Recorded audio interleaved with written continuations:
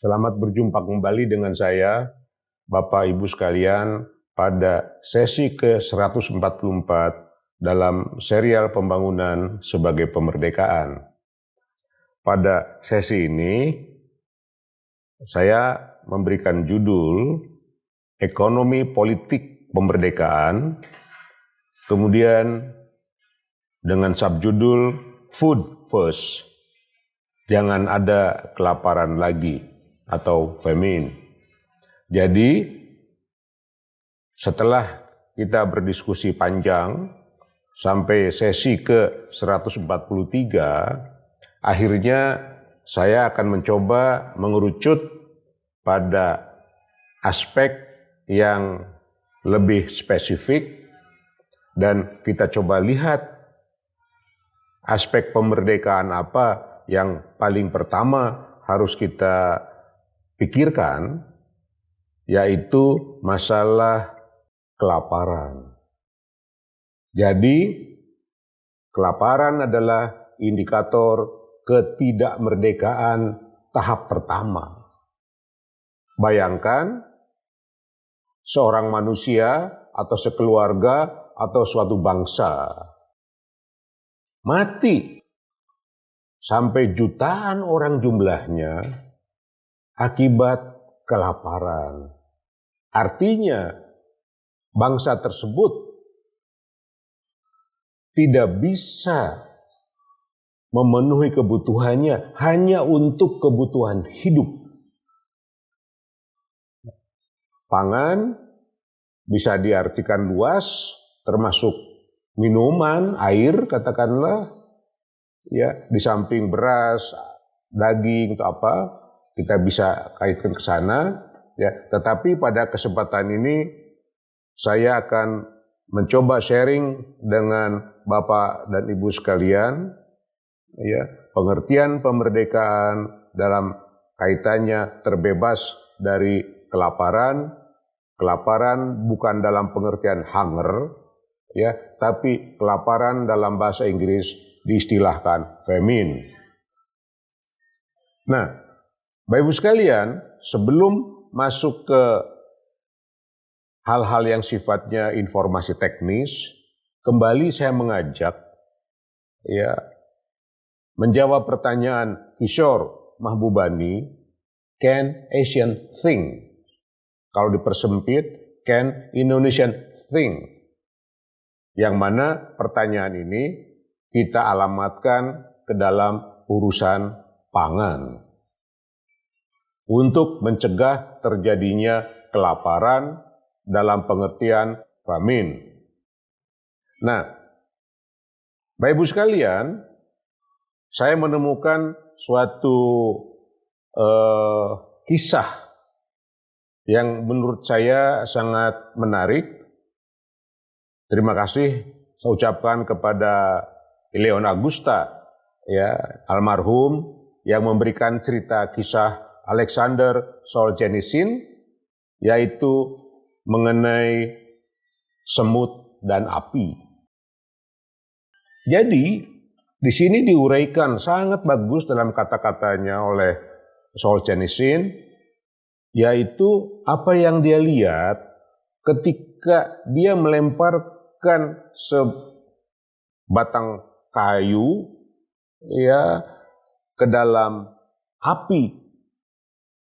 Ya, ternyata di dalam kayu itu banyak semut.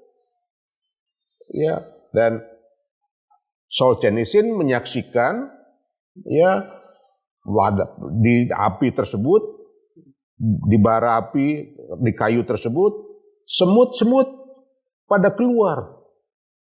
Ya, ketakutan. Ya, berhasil mereka keluar. Ya, tetapi yang anehnya, ya, menurut Solzhenitsyn adalah setelah keluar itu dari api si semut itu, ya, ternyata kembali lagi ke api. Akhirnya para semut terbakar dan semut itu mati semua. Maka saya menggunakan istilah semut dan api yang mana kalau kita ambil pembelajaran ya dalam bahasa kita mungkin biasa disebutkan jangan terjatuh ke lubang yang sama. Ya, artinya janganlah kita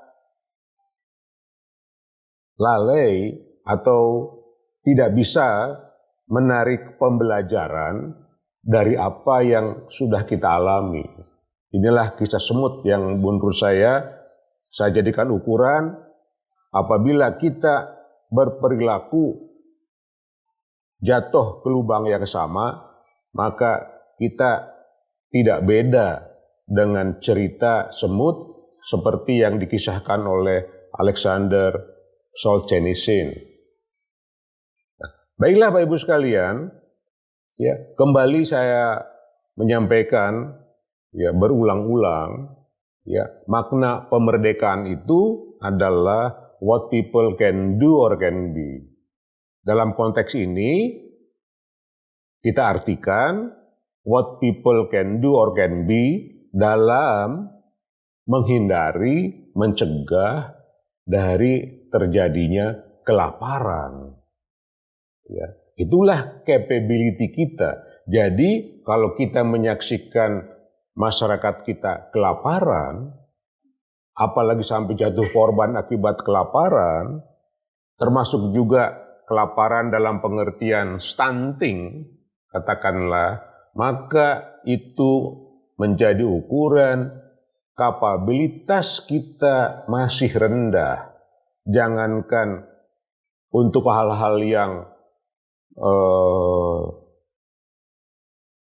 sophisticated, katakanlah, untuk memenuhi kebutuhan pokok saja seperti makanan, ya kita belum sanggup sehingga terjadilah kelaparan dalam berbagai bentuknya. Bagaimana kelaparan dalam pengertian famine terjadi di dunia, ya di Amerika, benua Amerika, Middle East, Europe, Eropa, Asia, dan Afrika.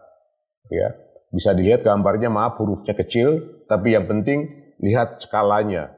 Nah, yang paling banyak kelaparan itu dengan skala besar, ya itu di Asia. Tadi saya menyebutkan puluhan juta, nanti ada angkanya dalam tabel. Di China saja puluhan juta orang dalam tempo 3 tahun saja. Itu sudah di tahun 60-an. Ya. Belum lagi tahun 1880 juga cukup besar terjadi. Ya. Nah, tapi di Afrika sampai sekarang terus terjadi kelaparan, masih, ya. Tapi skalanya tidak sebesar yang terjadi di Asia. Middle East ada, tetapi juga tidak, skalanya tidak besar. Di Amerika ada, tapi juga tidak besar. Dan sekarang dapat dikatakan pada abad ke-20 di benua Amerika dapat dikatakan tidak ada kelaparan. Ya, nah di Bangladesh menarik, ya, ini karena market system, ya. Kelaparan terjadi di Bangladesh bukan karena tidak ada barang, ya, tetapi tidak terbeli. Ini dapat ditunjukkan oleh data ini. Di Bangladesh, jutaan orang juga meninggal ya waktu itu.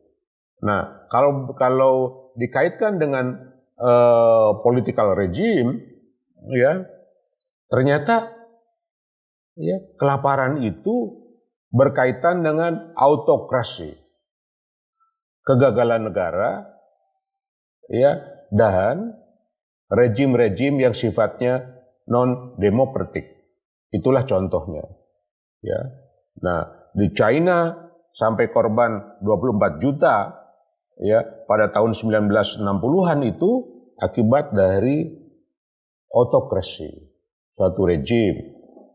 Ya, kemudian kembali tahun 1880-an di China dan Brazil dan Europe juga karena autokrasi. Ya, di daerah koloni, ya, di daerah koloni itu terjadi kelaparan pada masa lalu, ya, sebelum 1950, ya, yang terbesar itu skalanya di India sampai meninggal 7,2 juta orang. Ya, jadi bisa dilihat di sini. Nah, di negara demokrasi, ya, memang ada kelaparan tapi sangat sedikit. Ya, itulah data yang dihimpun oleh Our World in Data. Nah, di Jepang juga pernah terjadi kelaparan, tetapi masa lalu pada abad ke-20 ke sini dapat dikatakan sudah sangat sedikit. Nah, sekarang ini ada satu tabel bisa dilihat, ya, menurut tahun kapan terjadinya kelaparan. Ya, seperti di Uni Soviet, ya, antara tahun 1921 1922 9 juta orang meninggal dunia. 9 juta orang itu hampir seluruh penduduk Jakarta mungkin itu dapat dibayangkan, atau kalau dengan penduduk Singapura, ya, lebih banyak dari penduduk Singapura. Ya, Soviet Union meninggal pada tahun 19 dalam tempo 2 tahun saja, 1921 dan 22. Ya, China, ya, 1927 itu diperkirakan 3 sampai 6 juta orang meninggal di provinsi utara. 1929 2 juta orang meninggal. Ya, di Ukraina Soviet Union tahun 32-34 diperkirakan 7 sampai 8 juta orang meninggal. Luar biasa nih. Ya, karena kita sudah bagi para pihak yang tidak pernah merasa kelaparan, ya, atau tidak mengalami zaman ini, ya, mungkin kita tidak merasa apa-apa, tidak merasakan pangan itu penting. Ya. Nah, India di Bengal 2 sampai 3 juta orang tahun 43. Ya, yang saya maksud tadi. Nah, di antara semua jenis kelaparan itu, ya, yang paling dahsyat diperkirakan itu di China. Ya, pada tahun 58 sampai 62 diperkirakan 30 sampai 33 juta orang meninggal akibat kelaparan karena kesalahan kebijakan. Nah, Deng Xiaoping katakanlah berkontribusi sangat besar dengan keberaniannya memilih household responsibility system menggantikan sistem komunal. Jadi Bapak Ibu sekalian, data ini bisa dipakai saya pikir untuk memberikan insight, memberikan penyadaran bahwa pertanian itu sangat penting untuk menghasilkan pangan. Kemudian apabila terjadi semacam hal yang membuat kebijakan itu keliru, maka contoh kejadian di dunia telah menunjukkan kepada kita jumlah kematian yang sangat besar akibat kesalahan kebijakan. Bahkan yang terjadi di China diperkirakan di sini 30 sampai 33 juta orang itu, ada yang berpendapat lebih banyak dari itu. Lebih besar dari 40 juta orang katakanlah. Itu sama dengan satu provinsi mungkin di Indonesia. Hampir sama. Nah, jadi Bapak Ibu sekalian, di sini ada artikel, ya, yang ingin memberikan penjelasan, ya, mengapa Deng Xiaoping itu penting untuk kita jadikan sosok, ya, yang mampu mengatasi kelaparan di China. Ya. Nah, menurut Vaclav Smil, ya, di sini, ya, bahwa kejadian di China itu, ya, merupakan sejarah umat manusia akibat kesalahan kebijakan. Itu harus kita perhatikan. Oleh karena itu, kebijakan di bidang pangan ada konsekuensi, ya, yang sangat besar bagi suatu negara. Nah, di sini memang diperlihatkan, ya, total dan per kapita produksi pangan di China ini pada tahun 60-an drop, ya. Kemudian yang diperkirakan setelah direkonstruksi, ya ternyata jumlah yang meninggal itu hampir mencapai 45 juta orang. Jadi 15 juta orang lebih banyak ya yang meninggal daripada laporan resmi pemerintah. Bayangkan ya. Nah, di sini ditunjukkan ada artikel yang ditulis oleh Sun dan Chen ya yang menunjukkan bahwa publikasi sebelumnya mengenai peran household responsibility system di China ternyata lebih besar daripada yang banyak ditulis. Artinya apa? Household responsibility system itu memang suatu inovasi di bidang kelembagaan di pertanian yang sangat penting untuk kita pelajari. Apa kesimpulannya Bapak Ibu sekalian dari sesi ini? Yang pertama adalah mungkin ini penafsiran saya, ya, keberhasilan dari Abraham Lincoln, Franklin Roosevelt, dan juga Deng Xiaoping. Walaupun tidak disebutkan, ini hanya merupakan penafsiran saya saja, bahwa penghargaan tertinggi kepada Tuhan yang Maha Esa itu dapat diukur oleh dasar penghargaan tertinggi kepada manusia.